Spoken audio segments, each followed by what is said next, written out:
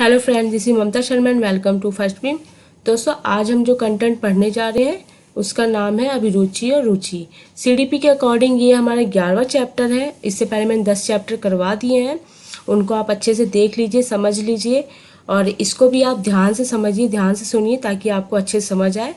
आज हम समझेंगे कि अभिरुचि क्या है, रुचि क्या है, दोनों एक शब्द है या अलग अलग शब्द है, अभिरुचि कैसे पैदा होती है और रुचियाँ कैसे पैदा होती है, अभिरुचि किस प्रकार से होती है, रुचि किस प्रकार से होती है।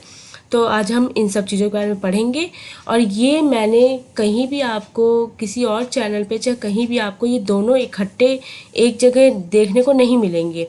या तो कोई आपको अभिरुचि के बारे में बताएगा या फिर कोई आपको रुचि के बारे में स्पेशल बताएगा, लेकिन मैं दोनों को इसलिए लेके आई हूँ ताकि आपको दोनों में अंतर पता चल जाए और दोनों में ये डिफरेंस पता चल जाए कि क्या अभिरुचि होती है और क्या रुचि कहलाती है, ताकि आपको अच्छे से समझ आ जाए इकट्ठे। तो चलिए आज समझते हैं अभिरुचि एप्टीट्यूड के बारे में और रुचि इंटरेस्ट के बारे में। देखिए, अभिरुचि और रुचि एक शब्द नहीं है, दोनों अलग अलग शब्द हैं। अभिरुचि किसे कहते हैं और रुचि किसे कहते हैं ये हम समझेंगे। रुचि, पहले हम रुचि के बारे में समझेंगे कि रुचियाँ क्या होती है, इंटरेस्ट क्या होती है।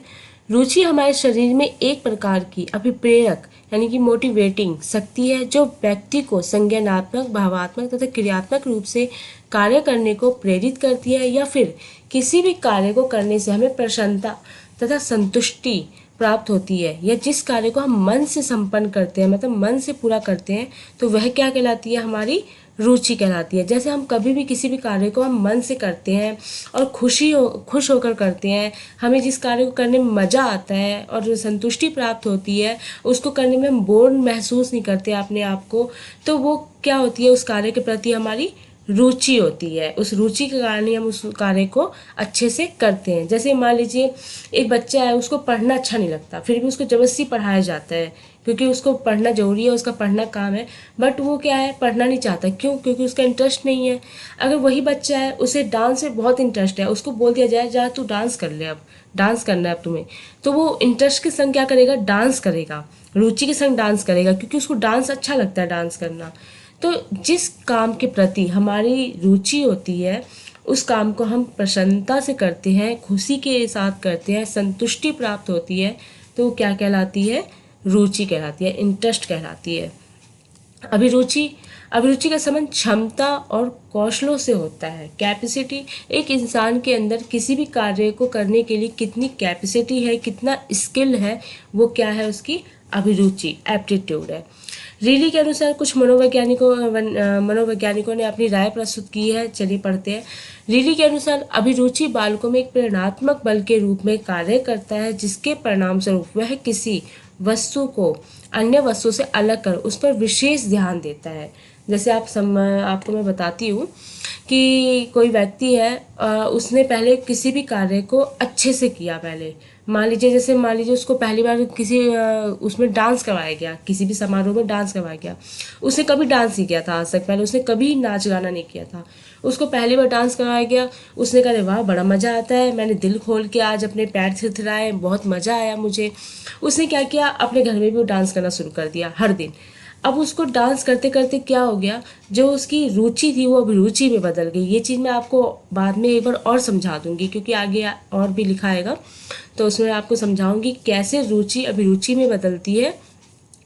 तो उसने क्या किया, उस कार्य को अलग करके उस पर विशेष ध्यान देना शुरू कर दिया। पहली बार उसने उस कार्य को किया और जब उसको अच्छा लगा तो उसने उसे बार बार करना शुरू किया। किसी भी कार्य को, कोई भी कार्य हो किसी भी व्यक्ति के लिए, अगर वो उस व्यक्ति को वो कार्य अच्छा लगता है करना और जब उसको वो बार बार करता है, उस पर विशेष ध्यान देता है, तो उसकी क्या कहलाती है, वो अभिरुचि कहलाती है। ड्रेवन वॉलस्टीन ने क्या कहा था, इन्होंने रुचि पद का प्रयोग सामान्यतः 2 अर्थों में किया है, कार्यात्मक और संरचनात्मक। इसमें भी यही बात कही गई है कि किसी भी कार्य को पहले हम क्या करते हैं, कार्यात्मक रूप से करते हैं, फंक्शनल रूप से करते हैं, फिर बाद में वो क्या बन जाता है, स्ट्रक्चर बन जाता है, संरचनात्मक बन जाता है। वही कार्य क्या होती है, अभिरुचि के रूप में प्रकट हो जाती है। आगे चलते हैं। यहाँ पे अब रुचि आ गया, सॉरी अभिरुचि है वो। रुचियाँ जन्मजात एवं अर्जित दोनों प्रकार की होती हैं। ठीक है, रुचियाँ कैसी होती है, जन्मजात भी होती है और अर्जित भी होती है। कैसे, मान लीजिए रुचियाँ जो जन्मजात होती है, जो जन्म से ही हमारे अंदर जो इंटरेस्ट होता है वो क्या कहलाती है, जन्मजात। और जो हमें वातावरण से मिला होता है वो क्या होता है, अर्जित कहलाती है, अर्जित की जाती है वातावरण से, तो वो वातावरण की रुचियाँ होती है। और जो जन्मजात होती है वो वंशानुक्रमण की हेरिडिटी के द्वारा भी हमें प्राप्त होती है। जैसे मान लीजिए रुचि में जन्मजात में क्या होता है, जैसे हमारे हम सोते हैं, हम नींद लेते हैं, तो ये हमारी जन्मजात रुचि है। जन्म से ही एक बच्चे का जैसे ही जन्म होता है, एक शिशु का जन्म होता है, तो जन्म से ही सोता है, सबसे पहला काम क्या करता है जन्म से, या फिर खाना ले लीजिए, वो जन्म से ही क्या करता है, जन्म होते होते उसको क्या चाहिए होता है, अपना दूध चाहिए होता है, अपना फीड चाहिए होता है। तो उस प्रकार से वो उसकी क्या है, रुचि है, उसके अनुसार वो क्या करता है, उसे वो चाहिए ही तो चाहिए ही। ठीक है ना। आगे चलते हैं, इंपॉर्टेंट पॉइंट्स है कुछ रुचियों के बारे में। रुचियाँ परिवर्तनशील होती है, रुचियाँ बदलती रहती है, अर्थात स्थायी नहीं होती है, समय के साथ परिवर्तन होती रहती है। किसी भी दो व्यक्ति की रुचि समान नहीं होती, कोई भी दो व्यक्ति है उनकी रुचियाँ समान नहीं होती। आपने खुद भी देखा होगा कि आपके घर में ही है, चाहे आपके दोस्त ही है, चाहे कोई भी आपके रिश्तेदार है, आपको अगर कुछ समोसे पसंद है, उनको जलेबी पसंद है खाने में, आपको कुछ और पसंद है, उनको कुछ और पसंद है, तो कभी भी दो व्यक्तियों की रुचियाँ समान नहीं होती। रुचियाँ व्यक्तिगत भी होती है और रुचियाँ विशिष्ट भी होती है। कैसे व्यक्तिगत और विशिष्ट कैसे होती है, दो बालक है, दोनों स्टूडेंट है, दोनों विद्यार्थी हैं, ठीक है, दोनों को क्या है, अपने उस पढ़ाई में उनको दोनों को अच्छा लगता है, पढ़ना अच्छा लगता है। एक फुटबॉल में है और एक क्या है, क्या कहते हैं, क्रिकेट में है। तो दोनों क्या है, एक स्पॉट लाइन में दोनों है, तो ये रुचियाँ उन दोनों की व्यक्तिगत रुचियाँ कहलाएगी। रुचियाँ विशिष्ट कैसे होती है, दो स्टूडेंट है, एक ही इंग्लिश के सब्जेक्ट में, मतलब दोनों एक इंग्लिश के सब्जेक्ट में एक बहुत ही अच्छे नंबर लेके आता है और एक बहुत ही डल नंबर लेके आता है, तो इसमें क्या होता है, रुचियाँ विशिष्ट इसलिए कहलाती है कि उस सब्जेक्ट के प्रति, उस इंग्लिश के प्रति एक बालक की तो रुचि बहुत अच्छी थी, लेकिन दूसरे बालक की रुचि उसके अंदर नहीं थी। तो इस प्रकार से रुचियाँ विशिष्ट होती हैं। आगे चलते हैं, रुचियों के प्रकार। अभी मैंने ऊपर बताया था, बट इसे और अच्छे से समझा देती हूँ। जन्मजात भी होती है, अर्जित भी होती है और गुणात्मक गुण भी होते हैं रुचियों के। जन्मजात जो वंशानुक्रम से, जो मूल प्रवृत्तियों द्वारा प्राप्त की जाती है, जो क्रिया यानी कि जो रुचि हमारी जो मूल प्रवृत्ति से जुड़ी होती है, ठीक है, वो जन्मजात होती है। और जो वातावरण से ली जाती है यानी कि अर्जित की जाती है वातावरण से, जैसे अधिगम और शिक्षा, ठीक है, तो ये एक प्रकार की रुचि होती है। गुणात्मक गुण क्या होते हैं, जो सामाजिकता, नैतिकता और संवेगात्मक रूप से हमें प्राप्त होती है। आगे चलते हैं, रुचियों का अधिगम से गहरा या घनिष्ठ संबंध होता है। कैसे, ये आप आगे समझेंगे। किसी भी बालक की रुचि के अनुसार ही अधिगम की मात्रा का पता लगता है। कैसे, अगर एक बालक की रुचि मान लीजिए एक सब्जेक्ट में है, इंग्लिश के सब्जेक्ट में उसकी रुचि बहुत ज़्यादा है, तो वो उसको बहुत अच्छे से पढ़ेगा। लेकिन वही मैथ्स के सब्जेक्ट में उसकी रुचि बिल्कुल भी नहीं है, तो वो मैथ्स को ढीला छोड़ देता है, नहीं पढ़ता, इतने अच्छे नंबर नहीं आते उसके। लेकिन इंग्लिश में उसे एक मतलब इंग्लिश में उसके अच्छे नंबर आए, मैथ्स में अच्छे नंबर नहीं आते, तो उसका जो मैथ्स इंग्लिश के प्रति जो उसका इंटरेस्ट है वो बहुत ज़्यादा है, और जो मैथ के प्रति इंटरेस्ट है उसका वो बहुत ही कम है। तो इससे अधिगम की मात्रा का पता लगता है कि कोई बालक अपनी रुचि के अनुसार कितना लर्निंग कर सकता है, वो उसकी रुचि पर निर्भर होता है। कोई भी बालक किस प्रकार से अधिगम करता है या अधिगम को किस प्रकार से करता है, यह सब उस बालक की रुचि पर दर्शाता है। किस बालक का कितना इंटरेस्ट है किस चीज़ के प्रति, वो उसकी रुचि पर दर्शाता है। आगे चलते हैं, देखिए, आदत से बनती है रुचि, रुचि से अभी प्रेरणा मिलती है और प्रेरणा से वो फिर अधिगम हो जाता है।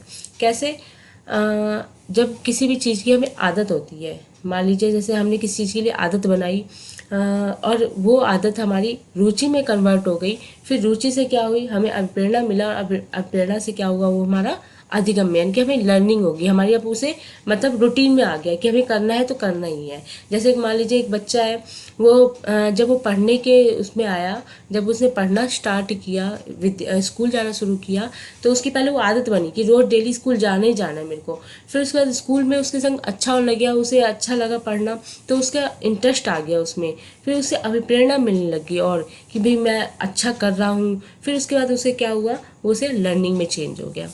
आगे चलते हैं, रुचि का सबसे महत्वपूर्ण कारक वातावरण को माना गया। कभी भी आपके सामने अगर दो ऑप्शन आ जाए कि वंशानुक्रम या वातावरण? तो आप क्या चुनोगे? वातावरण सबसे महत्वपूर्ण, यानी कि इम्पोर्टेंट फैक्टर क्या है? वातावरण है, एनवायरनमेंट है, कुछ और दूसरा नहीं है। ठीक है, सबसे महत्वपूर्ण की जब बात आ जाए तो वातावरण आएगा। ये क्वेश्चन हमेशा आता भी है सीटेट में, अदर टेट एग्जाम में भी। रुचियों के उत्पन्न होने के कारण, रुचियाँ उत्पन्न कैसे होती है ये देखते हैं। देखिए, किस व्यक्ति की आवश्यकता क्या है उसके अनुसार उसकी रुचियाँ उत्पन्न होती है। उसका लक्ष्य क्या है, ठीक है, उसका जो लक्ष्य है वो क्या है, उसके कारण उसकी रुचि उत्पन्न होती है। फिर उसका आकांक्षा स्तर क्या है, किसी भी चीज़ को पाने के लिए वो किस स्तर तक जा सकता है, ये उसकी रुचि के उत्पन्न होने के कारण हो सकते हैं। उसके अंदर योग्यता कितनी है, उसके अंदर क्षमता कितनी है, तो ये सब रुचियों के उत्पन्न होने के कारण है। फिर अभिरुचि के प्रकार, व्यक्त अभिरुचि, प्रकट अभिरुचि, आविष्कारात्मक अभिरुचि। व्यक्त अभिरुचि क्या होता है कि जब हम किसी रुचि के प्रति अपने आप को व्यक्त करते हैं, जैसे दो कार्य कर रहे हैं, दो कार्य में से किसी एक कार्य के प्रति हम ज़्यादा अभिरुचि दिखाते हैं, तो क्या होती है? व्यक्त अभिरुचि कहलाती है। व्यक्त अभिरुचि, जैसे मैं एग्जांपल देती हूँ कि एक बच्चा स्टूडेंट है और वो एक ही मतलब दो सब्जेक्टों में से एक सब्जेक्ट को ज़्यादा अभिरुचि दिखाता है, अपनी रुचि दिखाता है एक सब्जेक्ट में, तो वो पहले सब्जेक्ट के प्रति जो दूसरा सब्जेक्ट है उसके प्रति ज़्यादा इंटरेस्ट दिखा रहा है, तो यानी कि वो उस सब्जेक्ट के प्रति वो अपनी अभिरुचि को क्या कर रहा है? व्यक्त कर रहा है। प्रकट अभिरुचि क्या होती है कि जो अपनी इच्छा से जो कार्य करता है वो क्या करता है? अपनी अभिरुचि को प्रकट करता है। आविष्कारात्मक अभिरुचि क्या कहलाती है? आविष्कारात्मक अभिरुचि वो कहलाती है कि किसी भी कार्य को करने से जो भी ज्ञान उस व्यक्ति को मिलता है वो उसकी क्या कहलाती है? आविष्कारात्मक अभिरुचि। आगे चलते हैं। अभिरुचि को प्रभावित करने वाले कारक, माता पिता, भाई बहन, साथी संगी की मनोवृत्ति, शैक्षिक सफलता, कार्य के प्रति मनोवृत्ति, स्कूल का सामयिक वातावरण। मतलब माता पिता की बहुत बड़ा हाथ होता है अभिरुचि में। भाई बहन, अब भाई बहन को देख लीजिए, अगर मान लीजिए जैसे एक परिवार में एक बहन ने बहुत अच्छा काम कर दिया, बहुत अच्छे नंबर ले आई, और भाई बहन नालायक है, तो भाई को बहुत सुनने को मिल जाता है। या फिर भाई भी खुद अपने मन में सोचता है, अरे भाई मेरी छोटी बहन है, वो अच्छे नंबर ले आई है मेरे से, तो मुझे भी आगे अच्छा करना पड़ेगा, अच्छा पढ़ना पड़ेगा, तो उसके मन में डर पैदा हो जाता है। या फिर भाई उस पोजीशन पे होता है कि वो अच्छे नंबर ले आया, तो उस बहन को डर हो जाता है कि भाई ये अच्छे नंबर ले आया तो मुझे अब घर में कोई मानेगा नहीं, कोई वो मतलब मुझे समझेगा नहीं, तो इसलिए मुझे भी आगे जाके अच्छा करना पड़ेगा। तो एक दूसरे को देख के क्या होता है, वो अपने आप को अपने अंदर अभिरुचि लेके आते हैं। साथी संगी की मनोवृत्ति, जिस तरीके से मैंने एक भाई बहन का एग्जाम्पल दिया कि एक दूसरे को देख के उनके अंदर अभिरुचि आती है, वैसे ही क्या होता है कक्षा में मान लीजिए कि 4 दोस्त है, 4 दोस्तों में 3 दोस्त बहुत अच्छे हैं पढ़ने में, जो चौथा दोस्त है, उनका जो दोस्त है वो भी उनको देख के अपने अंदर पढ़ने के लिए अभिरुचि लेके आता है, उनको देख कर। तो ये साथी संगी की मनोवृत्ति कहलाती है। शैक्षिक सफलता, एक बच्चे को अगर मान लीजिए इस विद्यालय में आने के बाद शैक्षिक सफलता मिलती जाती है, तो उसकी क्या होती है? मनोवृत्ति बढ़ती जाती है, उसका जो क्या कहते हैं मोटिवेशन बहुत ज़्यादा उसको मिलता जाता है, और वो आगे के कंपटीशन या आगे भी किसी भी क्रिया में, स्कूल के जो विद्यालय की कोई भी क्रियाएं होती है उसमें वो शैक्षिक सफलता पाने के लिए पूरा प्रयास करता है और अपने अंदर अभिरुचि लेके आता है। कार्य के प्रति मनोवृत्ति, किसी भी कार्य के प्रति मनोवृत्ति दिखाना ये भी एक अभिरुचि है। स्कूल का सामयिक वातावरण, मान लीजिए जैसे कक्षा में टीचर है, तो वो अगर अच्छे तरीके से पढ़ाता है, अभिरुचि दिखा के पढ़ाता है, तो बालकों के अंदर भी अभिरुचि आती है। इस प्रकार से ये कारक है। अभिरुचि का मापन, इसके बारे में आपको अच्छे से समझाऊंगी डिटेल में, क्योंकि काफ़ी बड़ा है। मैंने अभी सिर्फ 2 हेडिंग बता दी है इसकी, जो अभिरुचि का मापन किस प्रकार से होता है। शिक्षक निर्मित प्रविधियाँ, जिसमें क्या होता है शिक्षकों के द्वारा, ठीक है, शिक्षकों के द्वारा अपने विद्यार्थियों के लिए जो कुछ निर्मित प्रविधियाँ बनाई गई है, तो कुछ रूल्स बनाए गए हैं, उसको शिक्षक निर्मित प्रविधियाँ कहते हैं। मानक अभिरुचि आविष्कारक, इसमें कम से कम 62 मानक अभिरुचि आविष्कारक को लिया गया है, तो मैं इसको आपको अच्छे से डिटेल में समझाऊंगी। और ये हमारा यहाँ पे चैप्टर पूरा ख़त्म हो गया। आई होप आपको ये अच्छे से समझ आया होगा, और अगर आपको ये वीडियो पसंद आई है तो आप इसे प्लीज़ लाइक कीजिए, शेयर कीजिए, अपने दोस्तों तक शेयर कीजिए, क्योंकि सीटेट के एग्ज़ाम का अभी कोई इन्फॉर्मेशन नहीं आई है कि कब होगा। आपके पास टाइम है अच्छे से, तो आप अभी भी पढ़िए। और कोविड-19 वजह से जो प्रॉब्लम्स है हमारे सामने, तो उसको तो अनदेखा नहीं किया जा सकता। आप घर में रहिए, सेफ रहिए। मिलते हैं नेक्स्ट कंटेंट के साथ, जब तक के लिए नमस्कार।